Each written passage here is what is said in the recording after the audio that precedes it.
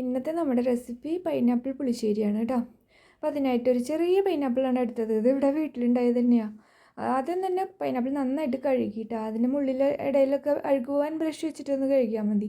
അതിന് ശേഷമാണ് നമ്മളിങ്ങനെ കട്ട് ചെയ്യാൻ എടുക്കുന്നത്. അപ്പോൾ പൈനാപ്പിൾ എപ്പോൾ വാങ്ങിച്ചില്ലോ അതെ കഴുകി കഴിഞ്ഞിട്ട് കട്ട് ചെയ്തോളൂ. ആദ്യം വിചാരിച്ച് പൈനാപ്പിൾ നമ്മുടെ വീട്ടിലുണ്ടായതല്ലേ, അധികം മധുരമൊന്നും ഉണ്ടാവില്ല എന്ന്. പക്ഷെ ആൾ കുഞ്ഞതായാലും നല്ല മധുരം ഉണ്ടായിരുന്നു കേട്ടോ. എന്നാൽ പിന്നെ ഒരു കുഞ്ഞതല്ലേ, എന്നാൽ അതുകൊണ്ട് പുളിശ്ശേരി വയ്ക്കാന്ന് വിചാരിച്ചിട്ട് അങ്ങനെ ഉണ്ടാക്കിയതാ.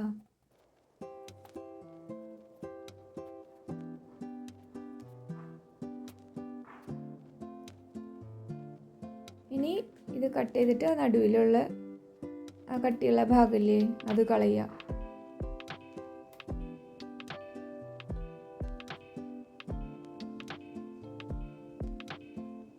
പിന്നെ ഒന്നുമില്ല, പിന്നെ ഇങ്ങനെ കനം കുറച്ച് അരിഞ്ഞിട്ട് കുനുകുനാന്ന് ഇങ്ങനെ അരിഞ്ഞെടുക്കുക. കനം കുറയണതാണ് ഏറ്റവും നല്ലത് കട്ടിയിൽ കിടക്കണേക്കാളും. കാരണം ഇത് വെന്തുടയണ സാധനമല്ലല്ലോ.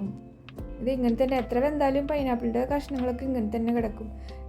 അതൊരു പാത്രത്തിലേക്ക് മാറ്റിയിട്ട് ഈ പാത്രത്തിലാണ് നമ്മളിപ്പോൾ പുളിശ്ശേരി ഉണ്ടാക്കാൻ പോണത്. അപ്പോൾ അതിലേക്ക് മാറ്റി ഏകദേശം ഒരു 2 കപ്പിൻ്റെ അടുത്ത് കിട്ടിയിട്ടാണ് ഏകദേശം. ഇതിലേക്ക് ഒരു 1/2 ടീസ്പൂൺ മഞ്ഞൾപ്പൊടി, ഒരു 1/4 ടീസ്പൂൺ മുളക് പൊടി, ഒരു 1/4 ടീസ്പൂൺ ഉപ്പ്, പിന്നെ കറിവേപ്പില ചേർത്ത് 1/2 കപ്പ് വെള്ളം ഒഴിച്ചിട്ട് വേവിക്കാൻ വെച്ചു കേട്ടോ.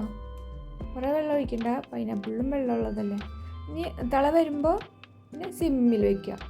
സിമ്മിൽ വെച്ചിട്ട് വേവിക്കുക. ഇനി ഇതിലേക്ക് നമുക്ക് നല്ല മുന്തിരിയില്ലേ, ഫ്രഷ് ആയിട്ടുള്ള കറുത്ത മുന്തിരി ഇടുന്നത് നല്ലതാട്ടോ.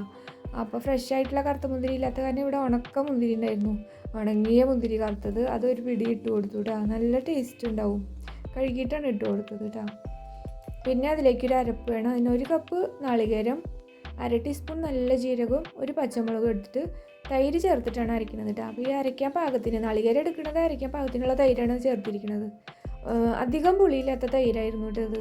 കുറച്ച് പുളി ഉണ്ടെങ്കിൽ നല്ലതാണ്. കുറച്ച് പുളി, കൂടുതൽ പുളിയാവാൻ പാടില്ല. ഇതേ നമ്മുടെ കഷ്ണങ്ങളൊക്കെ വെന്തു ഒക്കെ വറ്റി വന്നപ്പോൾ നമ്മൾ ഈ അരപ്പ് അതിലേക്ക് ചേർത്തു. ലേശം വെള്ളം കൂടെ ഒഴിച്ചിട്ട് ഇനി ഇതൊന്ന് തിളക്കട്ടെ. തൈര് എടുക്കുമ്പോൾ നല്ല കട്ട തൈര്, ഒരു മീഡിയം പുളിയുള്ളത്. പിന്നെ നമ്മളിതിലേക്ക് അതൊന്ന് തിളച്ച് വന്നപ്പോൾ അതിലേക്ക് 2 ടേബിൾ സ്പൂൺ പഞ്ചസാര. ഇവിടെ മധുരം കൂടുതലായ കാരണം 1 ടേബിൾ സ്പൂൺ കൂടെ കൂടുതലിട്ടുണ്ട്. അപ്പോൾ മധുരം നമ്മുടെ ഇഷ്ടത്തിനനുസരിച്ച് ചേർക്കുക.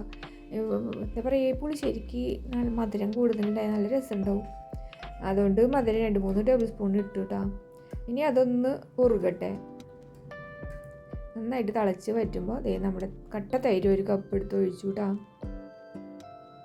അപ്പോൾ പുളി ലേശം പുളി ഉള്ളതാ പാടുള്ളൂ. തീരെ പുളിയുള്ളത് ഒഴിച്ചാൽ ഒട്ടും ടേസ്റ്റ് ഉണ്ടാവില്ല. കുറച്ച് പുളി വേണം, എന്നാൽ പുളി കൂടാനും പാടില്ല. അങ്ങനത്തെ തൈര് ഒഴിക്കണം കേട്ടോ. ഇനി അത് കഴിഞ്ഞു. അതൊന്ന് തിളയ്ക്കണ്ട, തൈര് ഒഴിച്ച് കഴിഞ്ഞാൽ തിളയ്ക്കണ്ട. പിന്നെ നമ്മൾ സാധാരണ പോലെ തന്നെ കടുകും വറ്റൽമുളകും കറിവേപ്പിലയും കൂടെ വെളിച്ചെണ്ണയിൽ വറുത്ത് അതിലൊഴിക്കുക. ഇത്രയ്ക്കുള്ളൂ പുളിശ്ശേരി. ഇതിപ്പോൾ മാമ്പഴ പുളിശ്ശേരി ആയാലും ഈ പൈനാപ്പിൾ പുളിശ്ശേരി ആയാലും ഏതായാലും ഇതേ കൂട്ട് തന്നെയാണ് കേട്ടോ. അടിപൊളിയാണ്. എന്ത് രസമെന്നറിയോ, തനിയെ തന്നെ ഇത് കഴിക്കാൻ കൊതിയാവും നമുക്ക്. നല്ല മധുരമുള്ളൊരു നല്ല മധുരയിടാം. അപ്പോൾ വീഡിയോ ഇഷ്ടപ്പെട്ടെങ്കിൽ ചെയ്ത് നോക്കി അഭിപ്രായം പറയാം. ഇനി അടുത്തൊരു വീഡിയോയിൽ ഒരു സിമ്പിൾ റെസിപ്പി ആയിട്ട് നമുക്ക് വീണ്ടും കാണാം. അതുവരേക്കുള്ളത് സന്തോഷമായിട്ടിരിക്കുക.